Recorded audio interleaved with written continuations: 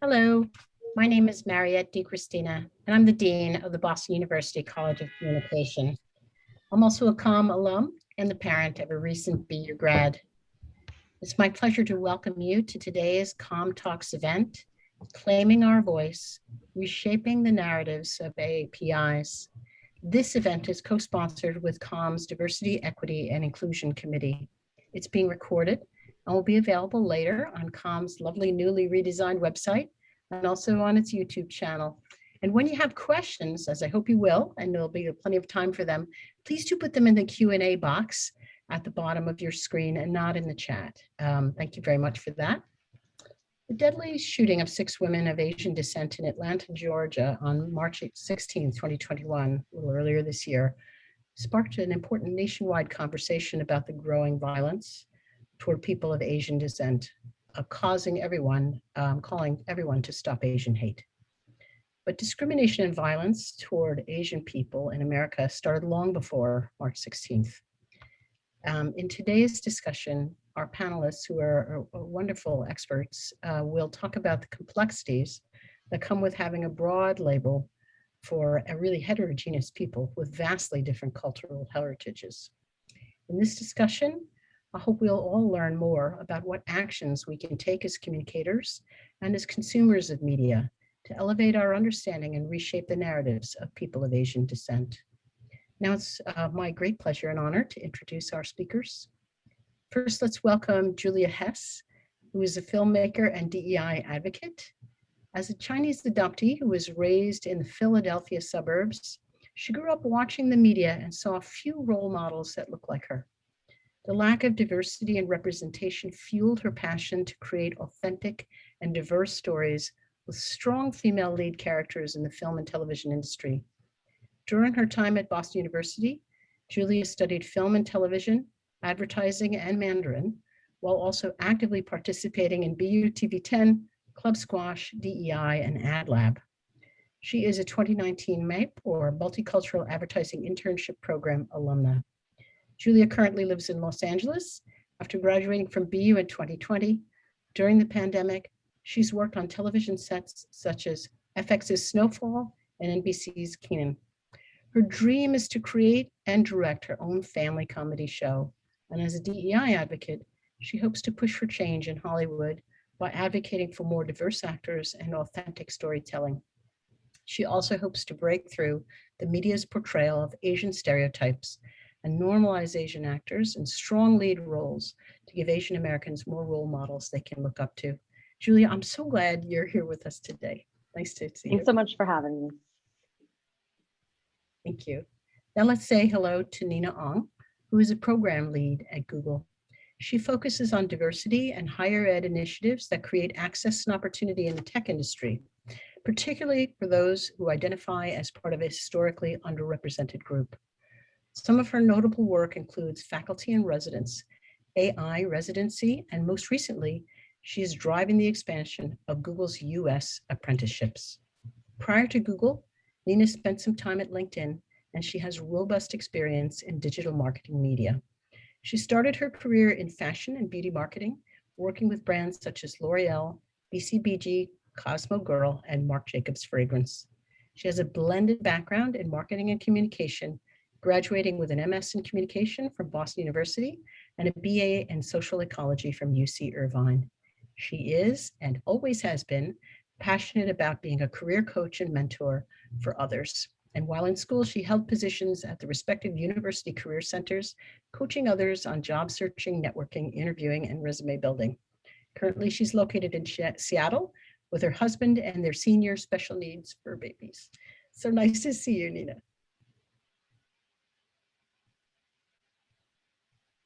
Now let's say hello to Michael Gentile-Tom. Mike holds a Bachelor of Science in Mass Communication Studies from Boston University and has over 6 years of public relations and communications experience. Currently, Mike is the communications manager in the Office of the Provost in Boston University's Diversity and Inclusion Division. Sorry about that. Prior to returning to BU as a staff member in March 2021, Mike worked as a publicist at the Museum of Fine Arts, Boston. He's interested in the intersections of mass communication, social media, American culture, as well as how history influences the formation of contemporary identities. Mike, we're so lucky to have you back at BU. Welcome. Thank you so much, Mariette. Now let's say hello to Dr. Dennis Wu, who is professor of communication at Boston University here at the College of Communication. Dennis grew up in Taiwan and was the first person in his family to go to college. He earned his doctorate degree from Hussman School of Journalism and Media at the University of North Carolina at Chapel Hill. Dennis has conducted research in the areas of international communication, media effects, and political communication. And for his work, he's won research prizes, grants, and has been published in widely respected refereed journals. He is the co-author of 3 books on the interplay between media and politics, including Media Politics and Asian Americans by Hampton Press in 2009. He's spoken at numerous national and international conferences, and in 2015, served on the BU's Diversity and Inclusion Task Force. At Boston University, Dennis offers wonderful classes in communication theory, research methods, and international communication and public opinion. He enjoys immensely working with his students and is very proud of their achievements. Dennis, so glad we have you here at COM. Thank you very much. Now I'd like to introduce our moderator, after which I'll pass the virtual mic. Please say hello to Mira Dekal, who is a rising senior at Boston University, where she's currently majoring in film and television. She is incredibly proud to be half Japanese and half Nepali, and was born in Matsue, Japan, before moving to the United States when she was very young. As president of Direct, she is actively involved in the DEI efforts at the College of Communication, striving to create an environment to strengthen connections between students and faculty, as well as to foster conversation around diversity in media. Her goal is to help empower COM students to take up space and take a seat at the table, just as they are.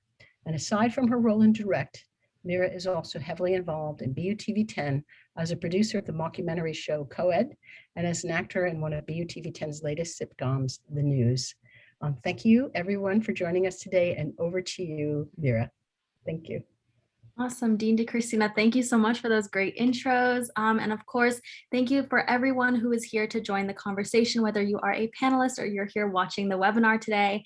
But I suppose we can just go ahead and get started since we don't have a lot of time. But the first question I'd love to ask the panelists is just your thoughts about the challenges of even using terminology like Asian American or Asian. I know that growing up half Nepali and half Japanese, I felt like that term didn't really fit all of, how varying the cultures are in Asia. I know Nepali culture is very different from Japanese culture, and I'm sure many people feel the same way. So Professor Wu, if you'd like to kick off that question, what do you think of just using those terms? Absolutely. So I thought about presenting a little bit about the interplay between Asian Americans and the media. And so I'd like to share a little bit of presentation first, if you don't mind. So I'm going to go ahead and share my screen with you guys.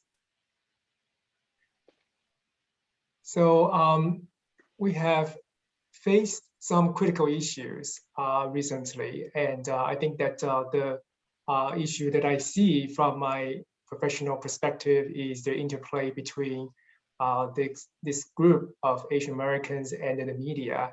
And I'd like to talk about some of the issues behind these things from the historical perspective and also the conceptual roots. So at the center of this is about stereotypes, stereotypes about Asian Americans. And stereotypes can have functions and dysfunctions. So on the positive side, it actually can provide cognitive shortcuts for us. So when you form stereotypes about objects, these stereotypes actually help you process information more efficiently. So that's the positive side. But on the downside, especially when stereotypes are used in describing humans, they present dysfunctions because you don't necessarily know this group of people in full detail, and you lose the opportunity to know more about the nuances and differences within this group of people. So this use of stereotypes can generate negative impact on the people and also the general society. So for the people, they are portrayed in a stereotypical fashion, especially when there is very little alternative to learn about this group of people. And this is particularly the case for Asian Americans, because there is only 5% of the population that identify as Asian Americans. Then there could be very serious negative impact. And some of the identified impact could be lack of role models, for one, and sometimes even worse is about self-fulfilling prophecy. So you fall into the stereotypes that have been imposed on you. So that's definitely not good. And for the general audiences, stereotypes can result in misunderstanding and mistreatment of the depicted group. So definitely not a good thing. Also, I'd like to talk a little bit about the roots of Asian American images. The first thing that comes to my mind is this group of so-called yellow peril images. Starting in the early part of the 20th century, there are some characters created in the industry. And so a lot of the roles can be villains, gangsters, prostitutes, and so forth. So in other words, Asian Americans have been assigned to play the bad guy in the American culture.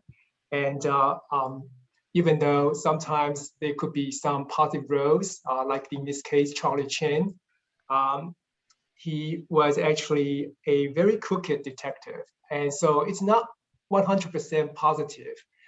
So whenever there are positive roles assigned to Asian Americans, they're not 100% positive. And there are quite a few negative roles.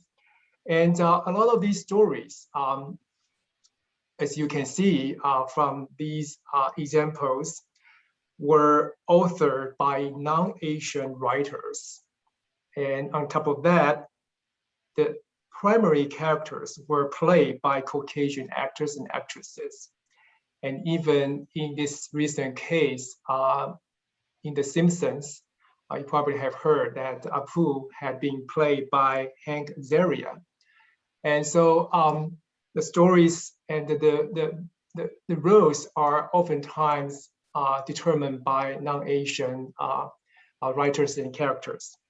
And for the main Asian Americans, usually they are described as inscrutable, sinister, and somewhat weak. For women, on the other hand, that's another kind of story. So starting, almost a century ago, a lot of these women characters were depicted as submissive, and they are oftentimes romanticized, sexualized, or even objectified, right? So that group of images can probably be quite applicable to the tragedy that we have seen in Atlanta. And we can even trace back to these kind of images to Puccini's Madame Butterfly, or even the sort of obsessed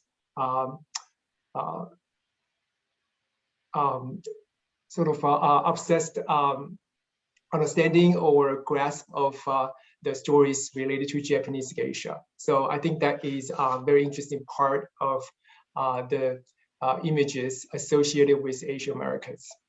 So given this very limited and distorted media image of Asian Americans, how do average Americans think about Asian Americans? According to a recent poll done, it shows that of the surveyed respondents who are asked to identify a prominent Asian American figure, 42% say they don't know anyone, even though nowadays, even the vice president is half Asian. And quite a few celebrities like Sanjay Gupta and Andrew Yang, who was the former presidential candidate, couldn't be recalled. And the top two prominent figures were Jackie Chan and Bruce Lee.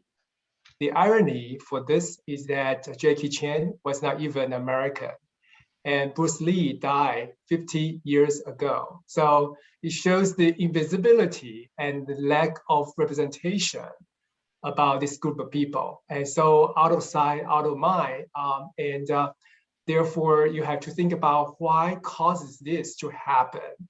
And one of the reasons could be attributed to this diverse group. They are very dissimilar, and the group is actually composed of very different people from a huge geographic area, from the South Asia continent all the way across the Pacific to Alaska. So this group of people do not call themselves Asian Americans, right? So Asian American is a product of American culture and politics. It was not coined organically. Most of Asian Americans call themselves the ethnicity specified people. And so this is a very interesting phenomenon that we have to think about. And because of this lack of understanding and the lack of familiarity from the media, there has been some negative consequences for all. If as a society that is intended to embrace true equality, then every person in the society should have a reckoning on this issue. And I'd like to highlight two primary stereotypes that are often associated with Asian Americans. And one of them, I'm sure you have heard of, is perpetual foreigner. So most Americans do not think of Asian Americans as American, and they think that they are probably more loyal to the countries their ancestors came from. And that's why there were these incidents that took place in the history, starting from the very first one, the Chinese Exclusion Act of 1882, and the Japanese internment. More than 120,000 Japanese Americans were put into different camps during World War II by the FDR administration. And number three is the incident of Vincent Chan, who was killed by two unemployed automakers in Detroit because they thought that Chan was Japanese, and they hated Japanese for the imports of Japanese cars during the time. And of course, you are familiar with the hate crimes that took place in the past year also. So all of these indicate that Asian Americans are treated as others. And when this label is assigned to this group of people, it is easier for people to do harm on that, because others can lead to inhuman treatments and hostile reactions. And history has indicated this kind of tendency many, many times. Another stereotype is often invoked is model minority. It may sound positive, but actually it's not. That just assumes that Asian Americans are hardworking, efficient, and don't make troubles. So even though Asian Americans is the group in a country that sees the highest disparity, in other words, they are overachievers, but there are some people who are not doing so well. By labeling the entire group model minority, it actually deprived of some of the people the need to get assistance. So you are on your own. You are not supposed to ask for help. And they also put this whole group under a lot of pressure to perform. And the worst part of this label is to put Asian Americans as a group that is pegged against other people of color when it comes to social policy, politics, and so forth. So definitely that's not a very good thing. So now that we know some of the roots of images associated with Asian Americans, the next question, of course, is what to do about it, right? So the very first thing that I think would be worth pursuing is to tell your stories well. Provide more stories, nuanced and complicated stories, so that it's full-fledged rather than one-dimensional. And also distribute your good stories as widely as possible. And on top of that, if you are not involved in entertainment or movie industry, you should definitely get involved and participate in the public discourse, so that your perspectives can be relayed to the public. And also, it may be a good idea to become inclusive and build connections within this huge umbrella of AAPI, so that there is solidarity to build this kind of awareness, so that everybody within this group can work hard and in a synergistic way, so that everybody in this group can benefit. The last thing I want to say here is that there is a case in point that I want to provide here, according to a study that I conducted with my former colleague in another university, that shows that the number of Asian American staff in the newsrooms and news coverage quality are positively correlated. In other words, if a newsroom has more Asian American staff, the quality of their output will improve significantly. And that's statistically significant. I always like to say that word. But it shows that there is a good linkage between participation and also the output. Another positive sign is this voting participation. According to Washington Post, the voting participation rate increased most dramatically for Asian Americans. As you can see from here, it came from 48% in 2016 to 62% in 2020. So it's a 14% jump. And so that's a positive sign that as more Asian Americans participate in politics and in public sphere, I think that the voices will be heard more often. So I think this is another positive sign I'd like to share. Lastly, just really quickly, I want to introduce some of the media-related concepts. Some of you may have already learned about that, so just bear with me. I think that the content is very, very important, and the content in the media can generate a lot of different kinds of impacts on the society. For one thing, is the agenda-setting power of the media. So agenda can influence people's perception of the importance of the list of agendas. The more the media talk about, the more people will think about it. And secondly, it's about how you frame and prime the issues, right? So the attributes, the way you tell the stories, the narratives all matter. And number three is the cultivation impact of the media. So, after 10, 20, 30, or 100 years of media coverage, it is most likely that the impact will be there and palpable. So I think that the content is king, and there is a long way to go, but we definitely need to work on that. Thank you very much. Thank you so much, Professor Wu. So I guess kind of going off that last slide, we were talking a little bit about these key concepts. So one of them that you brought up was framing, right? And just how we kind of shape our stories, how we present them. So I'd love to ask the panel to talk a little bit about the specificity of language and kind of how that plays into reshaping narratives. Maybe if you could talk a little bit about your experience working in communications and how you've managed to make decisions about, quote unquote, right language or right stories. And Mike, if we could start with you. Yeah, definitely. Thank you so much, Mira. And thank you, Janice, for that great presentation. I think you did a great job of laying the groundwork for the rest of our conversation. So it's very much appreciated.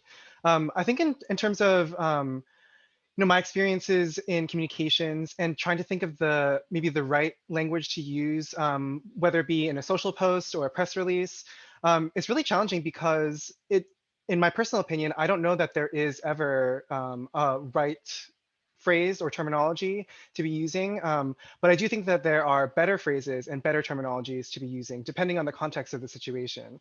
I think oftentimes when people approach diversity, equity, inclusion work and they're trying to communicate about it, they want to work off of some kind of handbook or a guide that says, yes, use this word, or no, don't use this word. But I think it behooves us all as communicators to think more deeply and critically about the language that we're using. So for the context of this conversation, we're thinking about the term Asian and Asian American. And I think that term does a lot of good in terms of galvanizing communities and helping to spur action.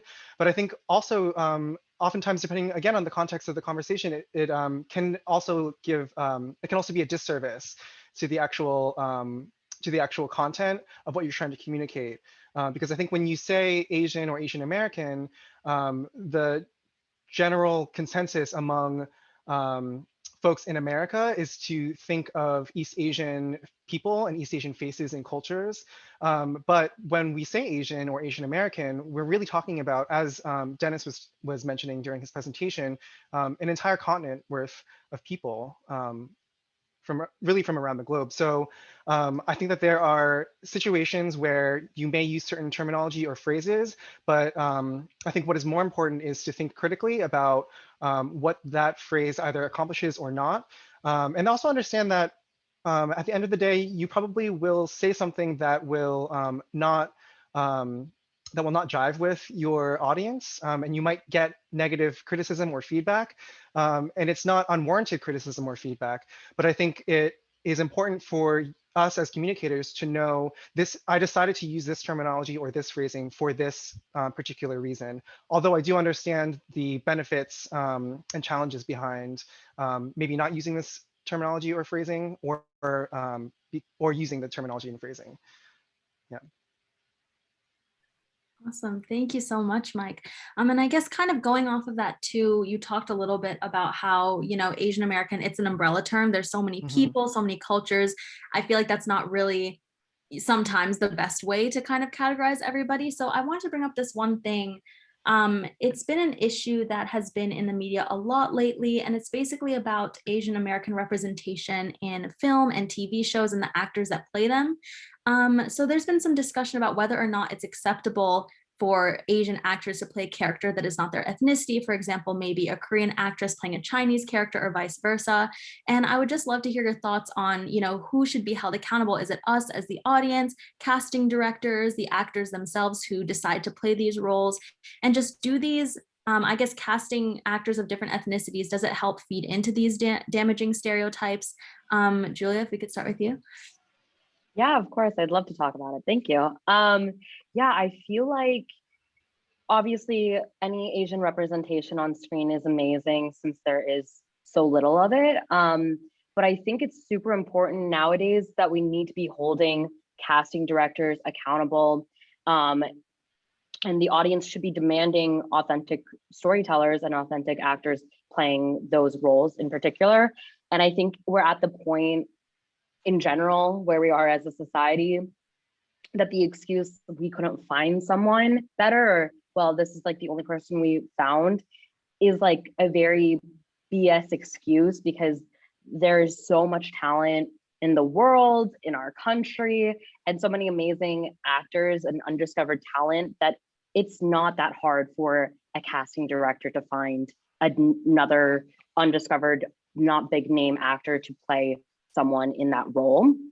And I think that that's really important, especially since it does contribute to the overgeneralization we're getting of being like, oh, well, they're an Asian actor, because they're like, all of a sudden we've got a Korean girl playing a Chinese girl on screen, and it's confusing as a audience member. Specifically, like in the popular show Emily in Paris, Ashley Park is of Korean descent, and she's playing what we know of as a Chinese character. Her background story is like her dad's the president of some zipper factory in China. And her backstory is like, malleable enough that there's no reason for Ashley Park to have to be playing a Chinese character when her story could easily be, I'm a Korean like socialite. Her background story is not important enough in that sense that like it wasn't a big deal, in my opinion, for them to either mold it to her then. Because then it seems also unfair to Ashley Park that she doesn't get to represent her own culture on screen. She's playing a Chinese actor.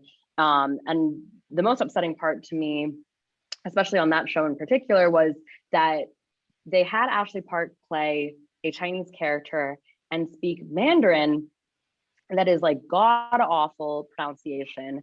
And it just, again, plays into the stereotype of how Americans, how the world sees Chinese actors and Chinese characters as like, it just was so inauthentic that it was heartbreaking to see, because it's important to see Asian representation on screen, but when you can't even do it correctly, it's just really frustrating as a viewer, as a storyteller, as an Asian American, as a Chinese American. It's really hard to see that, because I'm not saying like we shouldn't see her on screen at all, but like it's just not that hard.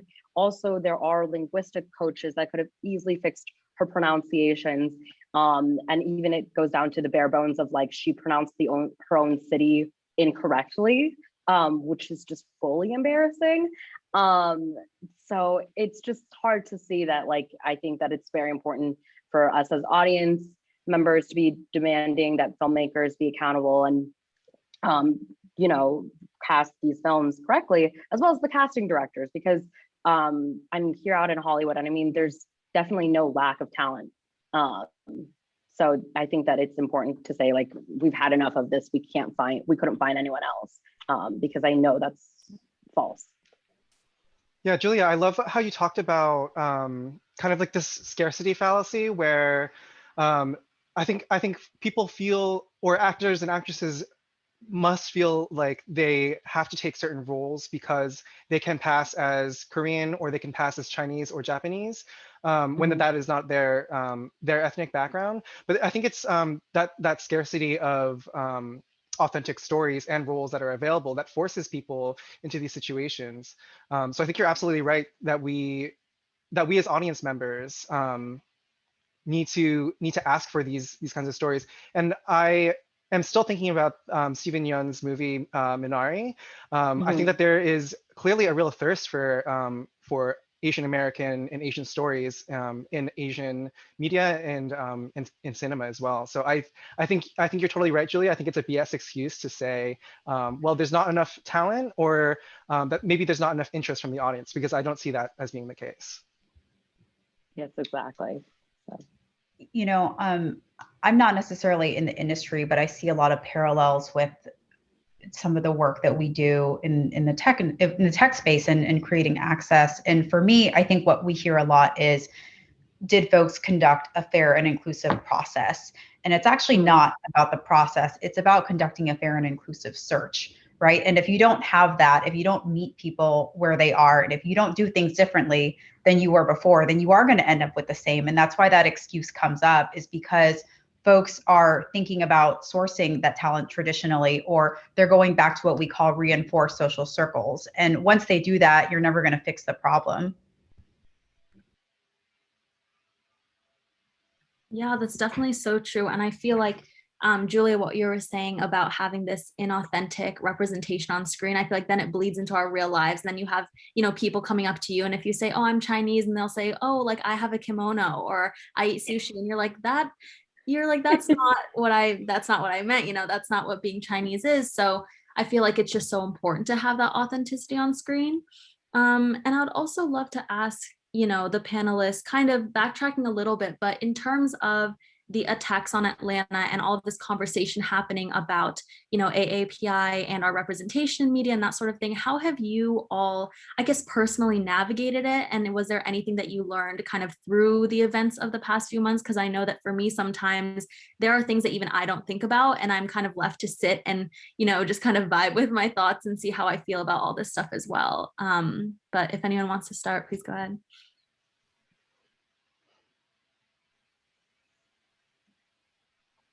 If I may jump in here.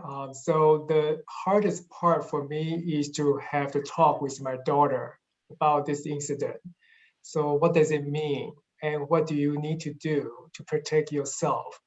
And what is your right reaction toward non-Asian people on the streets and so forth. So it is very complicated, and I don't know whether I have done the right thing to do, whether what I said was accurate, correct, or,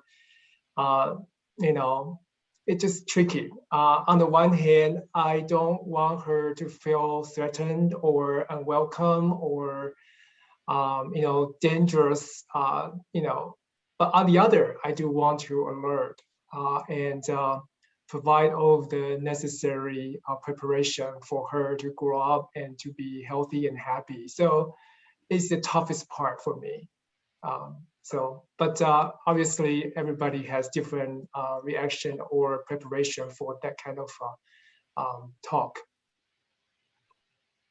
Dennis, I think that's a great approach to take. That's something that I, growing up in primarily white suburb in Pennsylvania, did not have a talk about with my parents, because both of my parents, my mom is an immigrant from Hong Kong, and so her identity is very much as a proud Chinese woman. But I think that her formation of her identity is different from mine in that I grew up in America, and I grew up in a community that amongst people who do not look like me or share a similar culture that I practice at home. So I think that hopefully, I think that one day your daughter is going to appreciate these really tough conversations that you're sharing with her today. But Mira, I think to your question, what I often go back to is just reading a lot. I think especially after the shootings in Atlanta, I spent a lot of time rereading Chinese in America, a book by Iris Chang, which is a book that I return to frequently. I think for me, being able to ground myself in history is helpful for me to help process really troubling and disturbing news that's happening in the moment, so that I feel kind of less adrift, in the moment. So I think that's an approach that I've been taking, is just getting back to reading and re-educating myself. I think Mike and I had very similar upbringings. We're both from suburbs of Pennsylvania. And for me, it was like, we have very similar upbringings, but I'm adopted from China, so my parents are white. And with the Atlanta shooting in particular, it was a really weird thing for me because I had a lot of people reaching out, very kindly checking in to see how I'm doing mentally and emotionally.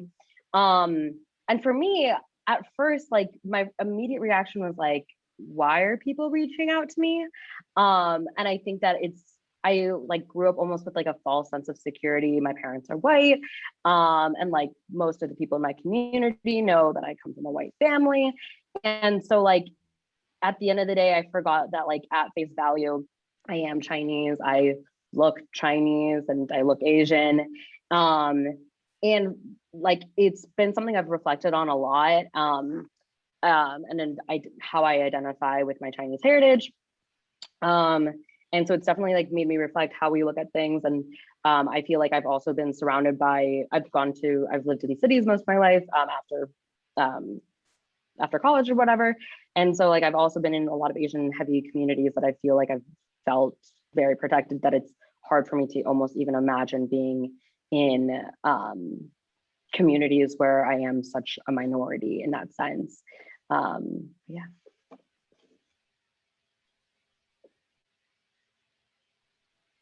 Kind of similar sentiments. So I grew up in a town in California, but that had very much white-centered norms. And I think for me personally, my first instinct, Dennis, what you said resonated, was like to call my parents and be like, oh my gosh, like, have you heard about this? Like, are you aware of it? Are you being careful? And that really was like almost like a muscle for the next few weeks, and continues to be. And it was interesting how that, for me personally, that focus was on them and others around me and not myself. And Julia, it's sort of what you were saying about reconciling with your identity. I think that definitely has a part to do with it.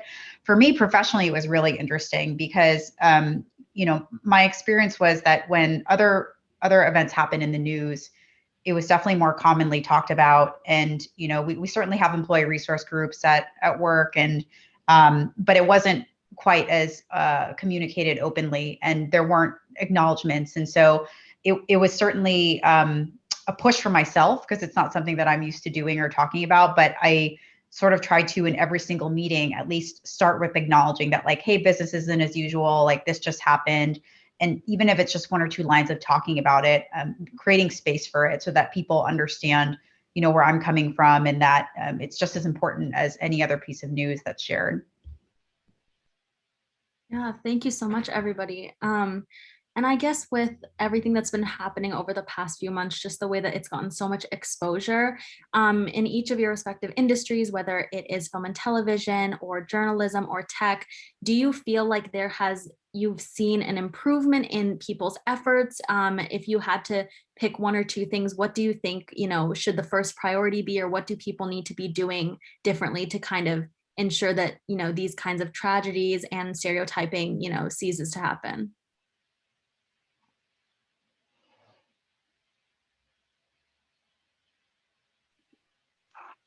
For me personally, it's been really cool to be out here in Hollywood, and I'm in a lot of different Facebook groups where there's a lot of these kind of discussions, and it's really encouraging to see that we're seeing a lot more pipelines and talent pipelines and fellowships for the Asian American community in Hollywood. So I have a lot of hope and optimism for that, and people are hungry for more authentic storytelling, and so I do see a brighter future for Asian representation on screen. And it was really cool. I got to work on this really awesome HBO Max pilot, and it's about a Chinese American family, and it's like very modern. It's called OK Boomer.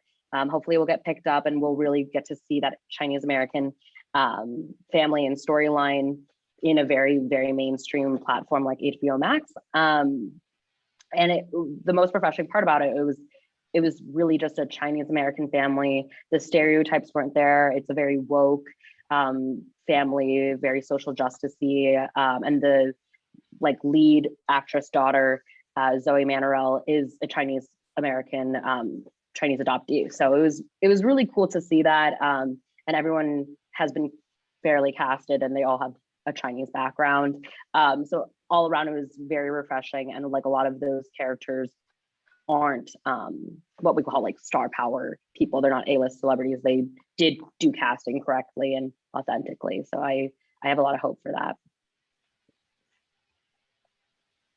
Great, thank you so much, Julia. I think I'll start taking some questions from the Q&A box since they're rolling in. But okay, so to start, Janice had a question. They're asking, what can either individuals or organizations / corporations do to change the narrative about Asian Americans? So if you want to pick, you know, something to share about what we can do as individuals, as consumers of media, or what you think that corporations need to be doing to change the narrative. Professor Wu, would you like to answer that? Yes, I think that has been a topic that is on everybody's mind, because after all, you know, changing content could generate a lot of positive influence and impact on a society at large. And so I think there could be two routes for that. One is as a consumer of media. So you want to choose something that is more, I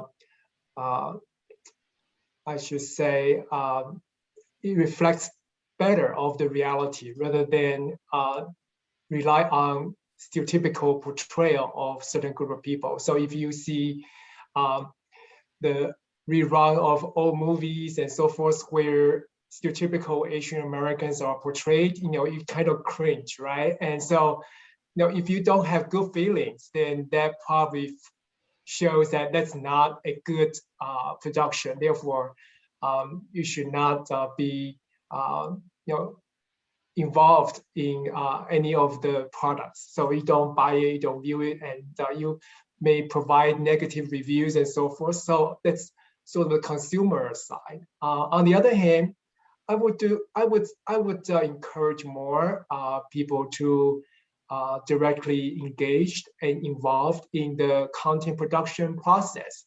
So, you know, become a journalist, write some good stories, you know, get into the Hollywood production or independent studios and so forth, so that through this process, you can get your stories produced and shared with more people in the society. And I think that this second half would involve some sort of entrepreneurial expertise. And so it's not just the production part, but also the business side of it, right? So even the business people should be encouraged to invest more. For example, if those people or nonprofit entities have this kind of social conscience, they should invest more in that kind of production and stories. And so I think that that's my take on that. Thank you so much, Professor Wu. So another question, I like this one from Elliot. They ask, what piece of media, if there's any piece of media, has made you feel the most seen?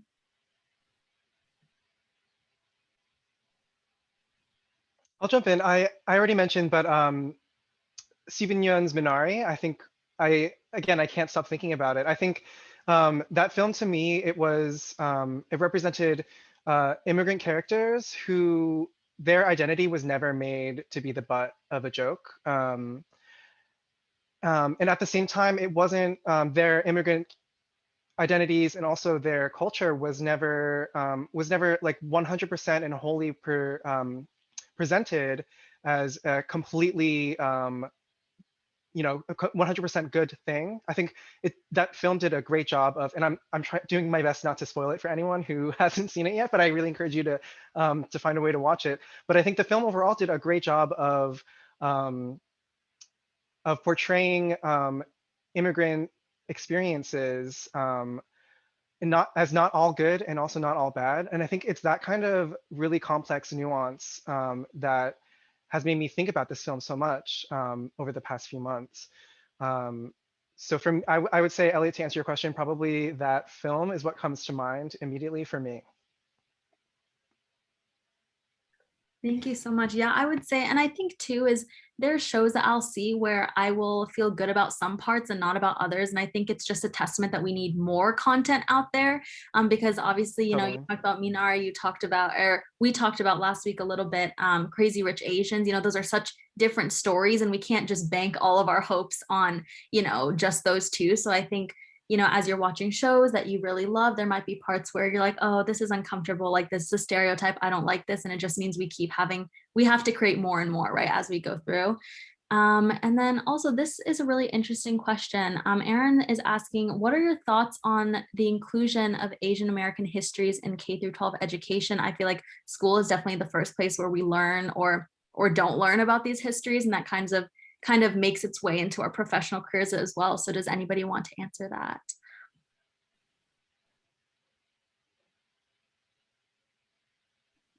I can talk about this a little bit. Oh, go ahead. Go ahead. Mine was just really quick. Reflecting on it, I feel like we hit a lot of the almost like stereotypical things, like the Great Wall as like one of the world's like biggest wonders. And then like, I just remember we like made like really weird like candy sushi one time in elementary school. So they almost like played the stereotypes in a weird way. Like they tried to, but it was very, I don't know if I can say this, like half-assed. And I went to public school. I don't know. I hope there was better representation other places. But just on my like quick instincts and what I remember it was never like big things. I feel like we just like learned about like the smallest, like what everyone kind of knows, terracotta warriors and stuff like that. I just didn't seem like we got the most representation we deserved in our public education. So. I was just going to say, personally, yeah, I grew up in California and I didn't have any of that background or education, and I so wish I had. And when we look at the education space, K through 12 is so critical, not just because it's an early development stage and there are milestones, but because it sets the norm of how you frame and how you look at things. And so definitely lacking. I mean, there's so much more that could be done. And I've heard of instances where, certain districts or certain, mostly, in cities where that's changing. a little bit. And I think the difficulty is it's that conflict with a lot of other things that also need to be infused to make a more representative history. Yeah, I agree. I think my Julia, I also went to public high school in Pennsylvania, and we didn't get any of this education. It wasn't until I was actually gifted the Chinese in America by Iris Chang my senior year in high school that I started to understand the history of at least Chinese people in America. And I think there was this kind of double-edged sword to that experience for me, because not only was I reading this really painful history of Chinese people in this country, but also I felt almost betrayed by my own education up until that point, because I hadn't learned about it until I was given the opportunity or had to seek it out myself.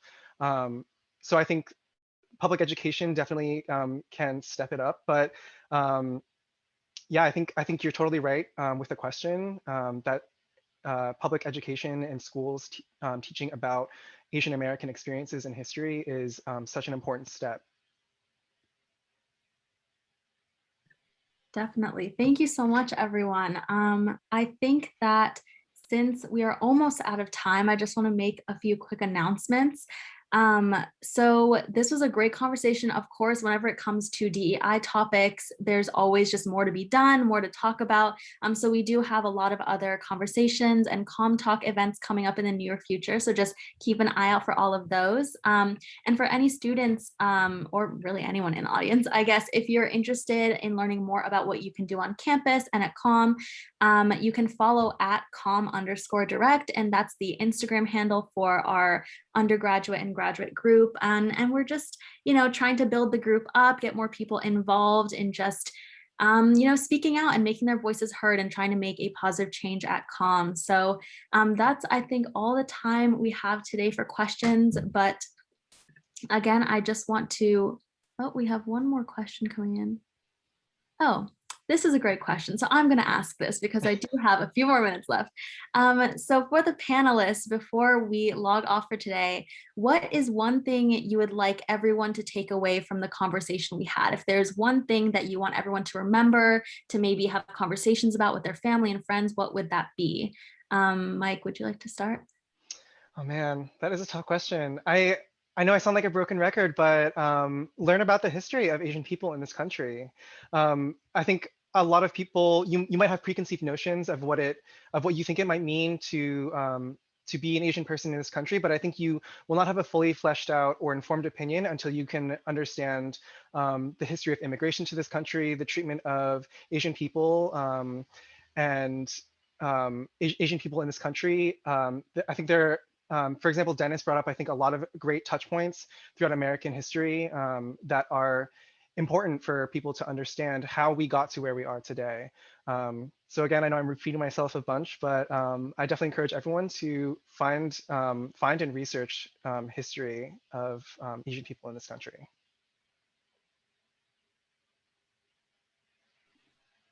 If I may jump in here, I think that what we have talked about today can be very valuable to media professionals.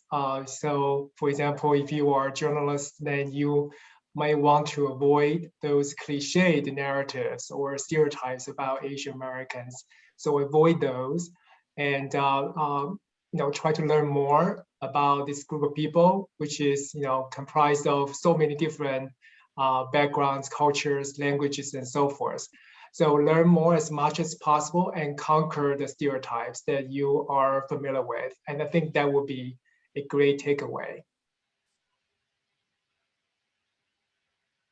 I think a great takeaway should be don't be afraid to ask your peers, your coworkers, your friends questions about their background, about their heritage and their culture. I think that that's like really important to getting to know other people's stories. And so you are better educated yourself, as well as like you should get to know your coworkers. And it's important for us to like not erase our own backgrounds and history and our stories and our family's stories and our experiences. So even though it might be a little awkward, don't be afraid to ask your Asian friends and coworkers and classmates about their experiences. Yeah. think for me, and likely everybody on this call understands and is drawn to the importance of communication and the tool that it can really be, but not to underestimate the power of words and the power of language. You know, it can come with biases, it can come with implications, and that the road to precise language is paved with lots of mistakes, and that's okay as long as there's like, you know, striving for improvement and to have that understanding. But language is just so powerful, and I think in all of these themes that we've talked about today, that it can really make a difference. Yes, thank you so much, everyone, for what you want the audience to take away. I think definitely, for me, it's just keep having these conversations. I know I love a good infographic. I know I love reading things, but I feel like you just learn so much when you just sit down with a group of people and just share your experiences and talk about everything. And I feel like there's oftentimes you'll be surprised by what you hear. So yeah, well, with that, I think we're at the conclusion of today's event. So I just want to thank all of our panelists for being here today and just taking time on this beautiful day to come and hang out with all of us. And thank you so much again to everyone who attended and just is putting in the time and effort to educate yourself and just, you know, help bring about change in the communication industry. So thank you so much, everybody.